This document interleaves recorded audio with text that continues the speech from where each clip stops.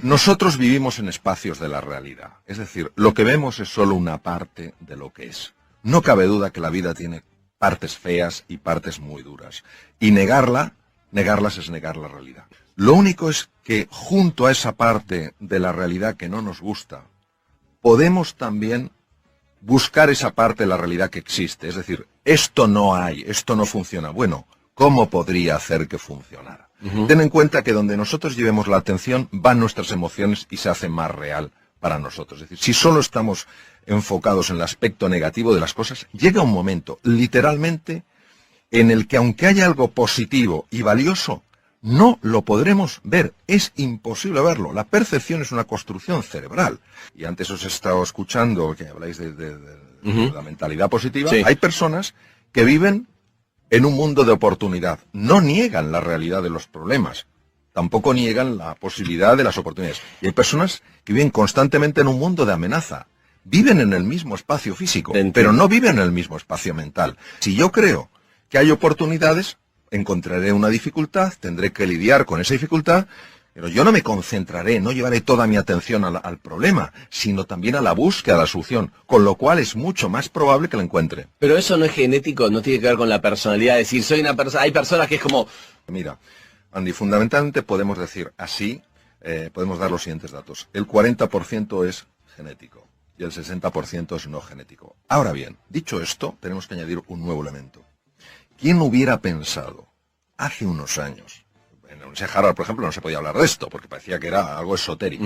¿Quién hubiera dicho hace unos años que los estados emocionales de la persona podían afectar al material genético? Hoy hay una ciencia de peso sólida, más que reconocida, llamada epigenética, que demuestra que los estados emocionales de las personas movilizan ciertas hormonas, moléculas de la emoción, que interactúan con la membrana de la célula, tienen acceso al material genético y hacen que unos genes se queden dormidos y otros genes despierten. Imaginaros el impacto de esto, es decir, hay algunos genes que es fabuloso que despierten, genes relacionados con neurotransmisores asociados a la inteligencia, y hay otros que es muy interesante que sigan dormidos. ¿Qué quiere decir? Que una vez que se ha descubierto la epigenética, ya tampoco podemos decir 40 y 60, es... Como decía nuestro gran filósofo José Ortega y Gasset, el ser humano no es un participio, es un gerundio. No estamos hechos del todo, sino que nos vamos haciendo. Lo primero que tenemos que entender es que esto es un proceso. Y la pregunta es, ¿realmente el cerebro puede cambiar? Hoy sabemos que el cerebro es plástico. Entonces, la neuroplasticidad tiene dos componentes. Tiene dos facetas. Uno, la conexión de nuevas neuronas y otro, la generación de nuevas neuronas a partir de células madre. Nosotros podemos generar entre 500 y 1000 neuronas a partir de células madre al día. ¿Qué quiere decir? Quiere decir que cuando nosotros estamos buscando el lado positivo de la vida, sin negar que hay un lado muy duro, muy doloroso y muy desfavorable, estamos cambiando la estructura física del proceso. Entonces, ten en cuenta que las células madre tienen que viajar 1 milímetro hasta el hipocampo, y ahí en 21 días se han convertido en nuevas neuronas. Estas nuevas neuronas de la memoria y el aprendizaje reestructuran toda nuestra personalidad, porque tienen conexiones a la corteza cerebral. ¿Qué quiere decir? Que en el fondo estamos reinventando nuestro cerebro. Y va pasando el tiempo. Y si nos mantenemos, si seguimos con nuestras caídas, con nuestras desesperanzas, diciendo, esto es una tontería, pero volviéndolo a tomar, llega un momento en el que el cerebro realmente, físicamente cambia y de manera natural empiezas a ver con especial facilidad aquello de la vida que sí está bien. Con lo cual, tu forma de relacionarte con la vida es radicalmente distinta, porque te relacionas con más ilusión, con más alegría. ¿Niegas el problema? No, pero das más peso a la oportunidad. Cuando tiene una bronca o tiene algo guardado, no se lo puede sacar de encima, cuando insulta al aire, cuando le pega una trompada a una pared, cuando grita, digamos, cuando eso se lo saca de encima. Mira, eso es verdad. La sensación que una persona tiene en esos momentos es de liberación. Lo que se ha visto es que cuando se utiliza con frecuencia ese canal, el tejido cerebral dedicado a la expresión violenta de las cosas aumenta. ¿Qué quiere decir? Quiere decir que hay un camino, y completamente de acuerdo con lo que habéis dicho, esto no es sencillo. Quien pretenda decir que esto eso es humo puro, eso es engaño, y eso es tomar el pelo a la inteligencia de las personas. Es un proceso. que requiere un compromiso enorme, y ese compromiso solo llevas a cabo cuando eres consciente, un poco lo que decías tú, Andy, del precio que estás pagando, del precio que has pagado y del precio que vas a seguir pagando en tu vida. Pues yo recomendaría mucho lo siguiente. Es una técnica increíblemente sencilla. Tomar una hoja de papel y empezar a escribir las emociones. ¿Por qué esto es tan potente? Porque la zona anterior izquierda del cerebro, que se llama la zona prefrontal izquierda, es la base de las emociones positivas. Cuando nosotros, una emoción que la tenemos ahí y que nos está desbordando, pero que todavía no la hemos articulado en el lenguaje, empezamos a articularla en el lenguaje, a la fuerza para poderla articular en el lenguaje, para poderla escribir, tiene que pasar por la zona prefrontal izquierda. ¿Y entonces qué pasa cuando pasa por ahí? Pues imaginaros un hierro súper caliente que lo haces pasar por un tanque de agua fría. Entonces, no es que la temperatura, ese aumento de temperatura desaparezca por completo, pero sí se aminora. Y en ese momento ya puedes gestionar. Luego, otra cosa importantísima y que se ha demostrado de una utilidad máxima es, en esos momentos, cuando uno está así, uno es peligroso. Lo que hoy sabemos desde la neurociencia, que han pasado muchos años, es que hay muchos elementos químicos. Y cuando hay esa frustración y esa tensión, hay una química que nos convierte en personas peligrosas. En ese momento, si tú vas a tu casa, vas a ver a tus hijos, vas a ver a tu mujer, a tu marido, a quien sea, y les vas a ver como oponentes. Es decir, les deshumanizas. Entonces, hay otro sistema súper sencillo y súper potente para reducir esto, que es el ejercicio físico. Caminar acelerando el corazón y la respiración. ¿Por qué? Porque al hacer eso, hay dos cosas que se ponen en marcha. Una de ellas se llama, o dos hormonas, se llama la oxitocina. Y el otro es la beta-endorfina. Ambas hormonas tienen la capacidad de desconectar un núcleo cerebral que se llama la amígdala. La amígdala y el hipotálamo son las bases de las reacciones de ira. Por eso, si un día alguien sale del trabajo y está porque le han hecho la faena, le han maltratado, esos momentos que todos podemos experimentar en nuestra vida, mi propuesta para la evaluación de los oyentes es que no vaya directamente a su casa. Porque sino va a contaminar con porque va a contaminar todo. Esa activación produce una contaminación llamada resonancia límbica en todo el mundo, sin darte cuenta, por los gestos, por el tono. Entonces, que se ponga a andar deprisa, entonces produce una... ¿Cuánto tiempo al toque lo va a calmar? Pues mira, si la reacción de ira es intensa, necesita 20 minutos. Si caminando es menos intensa, rápido. Caminando rápido. Entonces, esa aceleración hace que la hormona, la oxitocina, empieza a desconectar la amígdala deja de interactuar con el hipotálamo, que es donde está donde ponía Freud, precisamente el id, la parte más bestia del ser humano, la ponía el hipotálamo, que el hipotálamo tiene tamaño guisante, pero manda lo que no se sabe.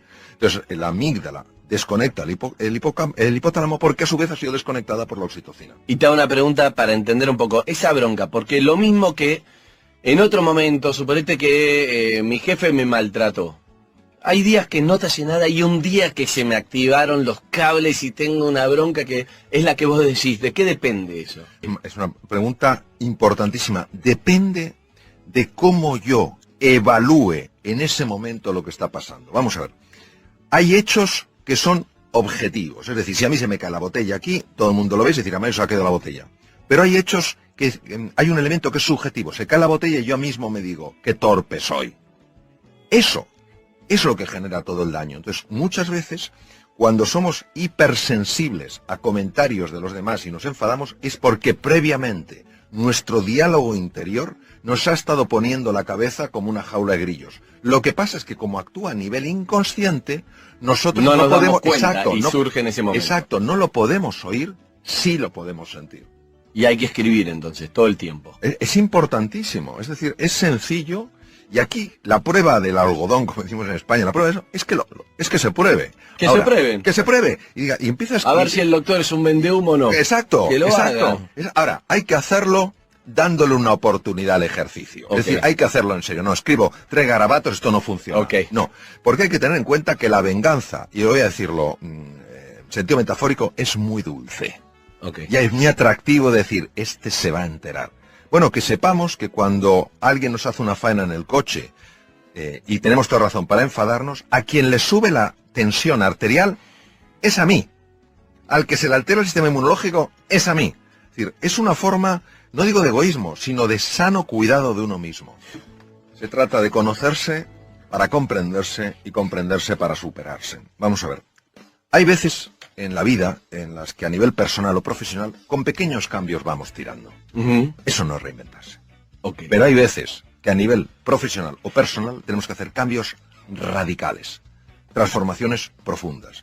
Y en ese momento necesitamos aflorar de nuestro interior talentos, capacidades que no sabemos que tenemos y que son esenciales para dar ese paso. Mi pregunta es, Mario, ¿cómo encontramos aquello que llaman el Dharma, ¿no? Nuestro propósito en la vida, que es lo que nos hace saltar de la cama por las mañanas? Yo te diría que ese gift, ese don, da pistas. Es decir, al menos en lo que ha sido mi vida, no es algo que aparezca con trompetas, clarinetes y tambores y de repente digas, esto es lo mío. Mira, yo te voy a contar muy brevemente dónde verdaderamente entiendo que está mi don. Mi don está en mi capacidad de comunicar. Entonces, yo jamás le di ninguna importancia a mi capacidad de comunicar. Pero ya me llamaba la atención que cuando era pequeño y contaba un cuento, pues la gente se quedaba realmente absorta. Cuando yo a mis hijos, siendo pequeños, les contaba cuentos, no solo se quedan absortos, sino que querían grabarme y empezaron a grabarme los cuentos y yo no lo entendía porque me parecía que aquellos cuentos que me inventaba no eran interesantes para una grabación. Cuando yo hablaba con mis enfermos, antes de que entraran a quirófano o cuando hablaba con las familias, observaba que se producía en ellos una sensación de calma realmente notable. Pero para mí eso era normal porque no me costaba, o sea, era algo totalmente natural y si no lo hubiera hecho me hubiera sentido raro.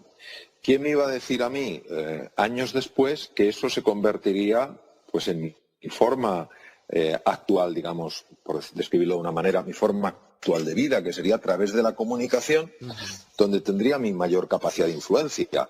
¿Qué ocurre? Que hay muchas personas que tienen un talento, que tienen un don, pero como les es tan natural y estamos acostumbrados a valorar solo aquello que cuesta un montón de esfuerzo, que hay que pelear a lo bestia, que hay que tal cual, no acaban de valorar eso. Entonces no creen que eso tenga suficiente interés. Entonces, yo me acuerdo que cuando tenía cierto tiempo libre, tanto en mis estudios de medicina como en el ejercicio de mi profesión, siempre me dedicaba a leer cosas de superación personal, siempre me dedicaba a leer cosas que tenían que ver con la relación mente-cuerpo. Por eso era como una parte que yo integraba de forma, pues me parecía bastante normal en el campo de la medicina, y sin embargo era una cosa que estaba buscando su propio espacio para en un momento determinado llevarme a otro nivel, ¿no? Entonces yo diría eso. En primer lugar,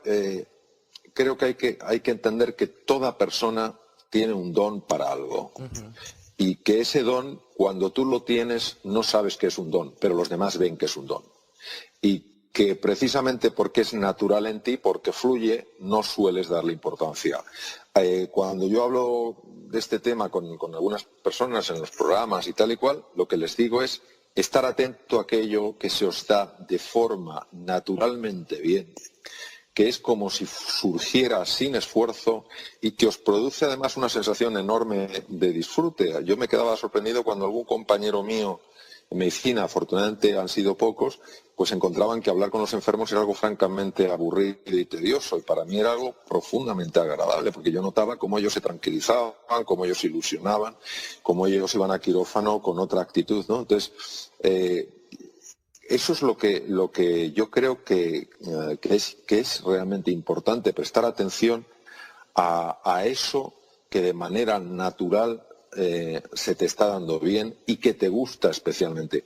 Y también hay que entender que que ejercitar un don no ha de buscar el que los demás te aplaudan o el que los demás te valoren. Siempre es muy agradable que te aplaudan y te valoren.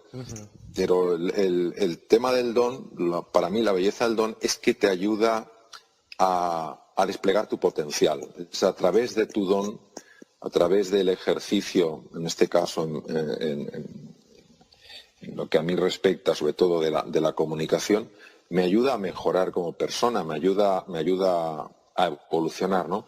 Ahora, es verdad, Víctor, y así lo lo he vivido, Sí. que el don curiosamente es muy sutil. Y creo que es muy sutil y a veces es difícil de escuchar porque hemos perdido mucha conexión con la dimensión profunda de nuestra existencia.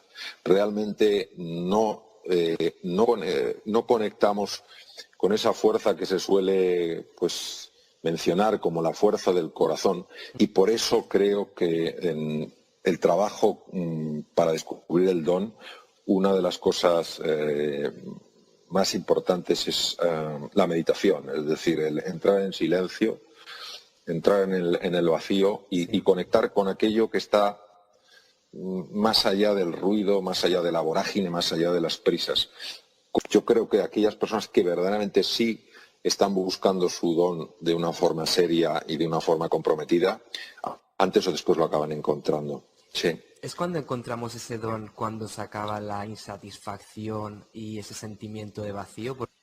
Bueno, hay un anhelo tremendamente profundo en el ser humano que solo se puede llenar, al menos desde mi perspectiva, cuando tú descubres quién eres en realidad. O sea, cuando una persona consigue ir más allá de sus títulos, de sus posesiones, de sus cargos, de sus conocimientos, incluso de su forma de pensar, incluso de su forma de ver la realidad, y penetra en esa dimensión profunda de la existencia y descubre qué es lo que le define por naturaleza, hasta que no ocurre eso, ese anhelo no puede dejar de existir.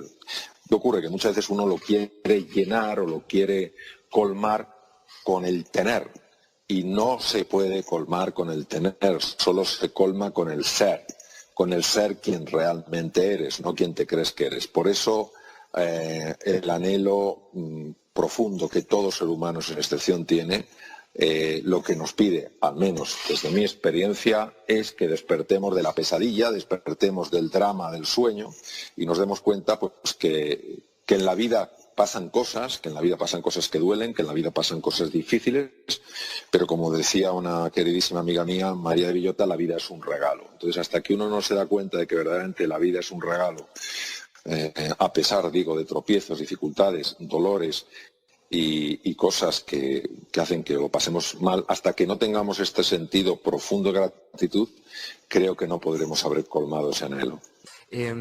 ¿Cuál es tu propuesta para pasar del piloto automático a tomar conciencia? Yo creo que uno pasa del piloto automático a tomar conciencia cuando está harto de estar harto, ¿sabes? Cuando uno se da cuenta, vamos a ver, nosotros vivimos en piloto automático porque pensamos que no hay otra forma de vivir. Ajá. Así de claro. O sea, nosotros vivimos en piloto automático porque pensamos que solo cuando se vive en piloto automático uno es eficiente, uno es creativo, uno logra cosas, etcétera, etcétera. Sí. Esto es como el pez no sabe que está dentro del agua hasta que le sacan de ella. Pues nosotros andamos dentro del agua pensando que no hay más mundo. Y entonces decimos, bueno, pero no hay más mundo que el mundo de las prisas, no hay más mundo que el mundo de estar en 27 cosas a la vez. Y realmente eso es lo que nos ocurre. ¿Qué pasa? Que cuando tú oyes algo, lees algo, ves algo que de alguna manera te hace descubrir, te hace caer en la cuenta de que sí hay otro mundo posible, entonces te planteas mirar en otra dirección. Ese caer en la cuenta, eso que me gusta llamar insatisfacción inspiradora, es lo que hace que una persona se pare. ¿Qué ocurre? Que da mucho vértigo porque hemos cogido mucha inercia. Entonces, da mucho vértigo pararse porque uno piensa que pararse es el fin. No, ¿qué va? Hoy sabemos que la desaceleración de una persona reequilibra el sistema nervioso central, lo sabemos, está demostrado. Las personas que, por ejemplo, consiguen pararse unos minutos, relajarse, centrarse en el presente, no dejarse capturar por los pensamientos, sabemos, ha sido muy ampliamente documentado, que empiezan a producir cambios muy valiosos en el cerebro, cambios que tienen un impacto en la creatividad, en la capacidad de aprendizaje, en la capacidad de comprensión y en la capacidad de prestar atención. Hay que tener en cuenta que cada vez hay más síndromes de déficit de atención en adulto y en niño. Sí. Por otra parte, se sabe que aquellas personas que consiguen hacer ese alto, no es que no produzca su mente pensamientos, es que los pensamientos ya no les atrapan, no les llevan a donde quieren llevarles, son personas que biológicamente empiezan a rejuvenecer, que empiezan a mejorar el funcionamiento de su sistema de defensa, que sus tejidos funcionan mejor, que sus células llevan a cabo mejor sus funciones. Hoy se puede medir, hoy hay tecnología para ver lo que pasa en una persona en estos estados de mayor calma, de mayor serenidad y mayor tranquilidad. ¿Qué pasa? Que es tan contraintuitivo que desacelerar es lo que te permite luego ir más deprisa, que vuelvo a decirlo, solo aquellas personas que de alguna manera se sienten inspiradas por algo que leen, por algo que escuchen, ojalá tu programa, por algo de este tipo, se paran y dicen, oye, me voy a tomar esto en serio. O aquellas personas que llega un momento en que dicen, ¿y todo esto para acabar en la cama de un hospital con un infarto a los 35 años, a los 40 años? ¿Todo esto para que mis hijos no sepan quiénes son? ¿Para que no sepan quién soy? ¿Para que no tengamos un vínculo?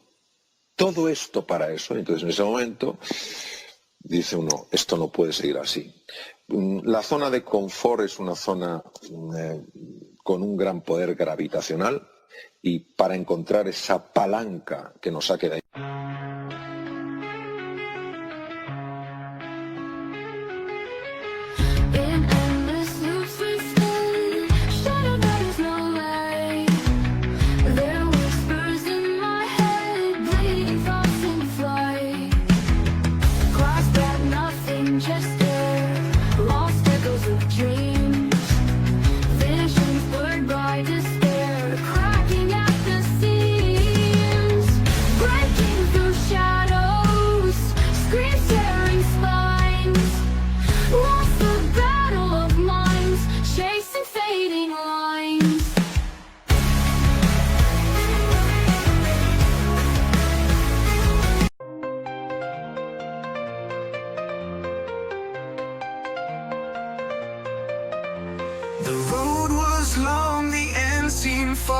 But I kept on pushing like a shooting star.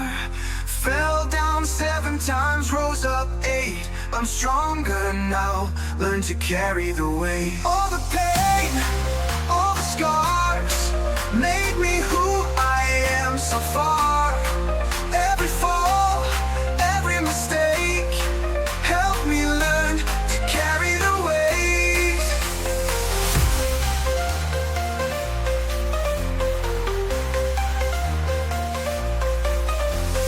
Nights were dark, days felt cold, but in my heart there's gold. Through the storm I found my light. In the end I knew I'd be alright. All the pain, all the scars made me who I am so far. Every fall, every mistake helped me learn to carry the weight. Rise up, keep climbing high, reaching for the endless sky. With each step I'll find my way, stronger than I was yesterday. All the pain, all the scars made me who I am so far. Every fall, every mistake helped me learn to carry the weight.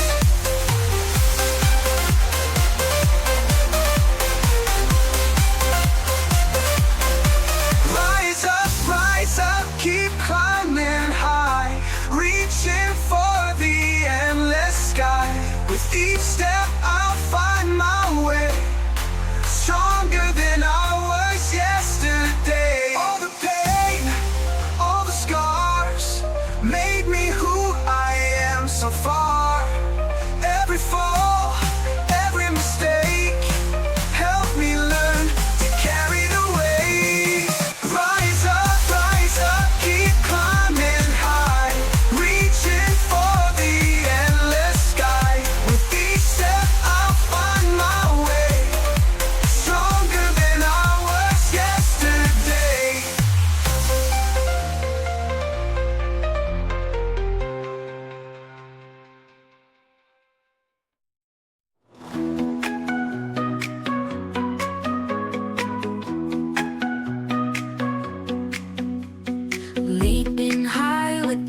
effortless style. They land so smooth, they make you smile. A playful swipe, a gentle purr. In every corner they cause a stir. Ming and chill, they own the day. With a grace that sways the way. Pause in motion, hearts they steal. Feel and moves are so surreal. Sunny spots where they recline. Eyes that sparkle so divine. Tales of whiskers, tales of flair. With these cats nothing can compare. Ming and chill, they own the day. With a grace that sways the way. Pause in motion, hearts they steal. Feel and moves are so surreal. Sunny spots where they recline. Eyes that sparkle so divine. Tales of whiskers, tales of flair. With these cats nothing can compare. Charm and chill, they own the day. With a grace that sways the way. Pause in motion, hearts they steal. Feel and moves are so surreal. Ming and chill, they own the day. With a grace that sways the way. Pause in motion, hearts they steal. Feel and moves are so surreal.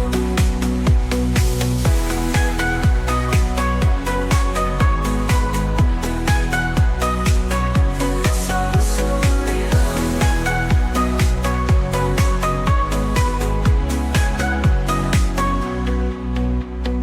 Through the night they roam so free. Little shadows, mystery. In their dance we find delight.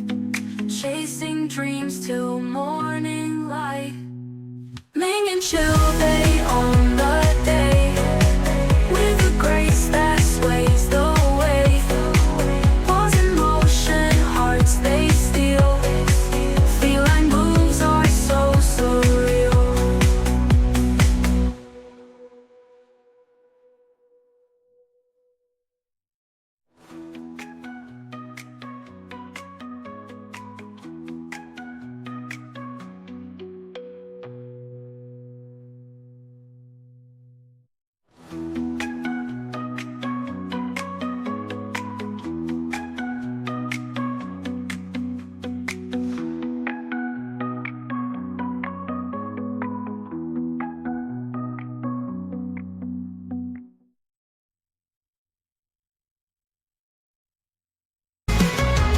Fractured mirrors reflect faces I don't know. Past and future dissect truth buried below. Shattered hopes on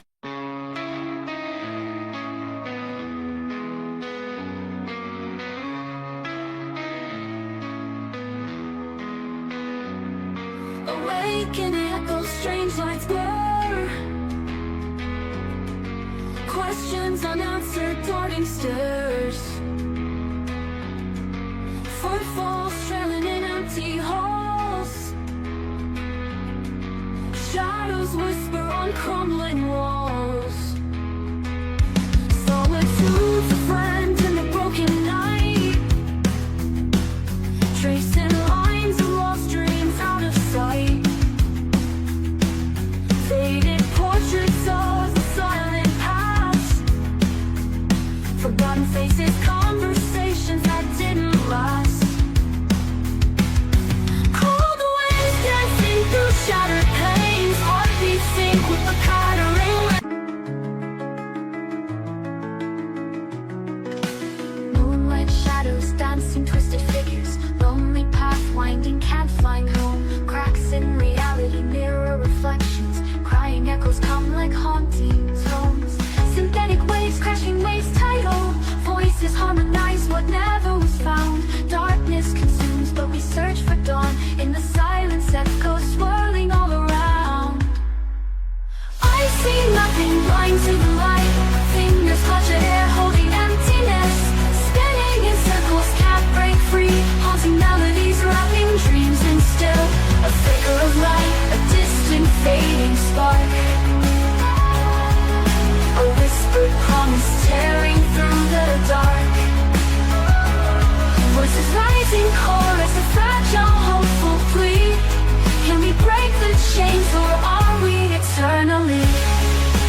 yo creo que es a través de la inspiración o a través, a veces, de tocar fondo.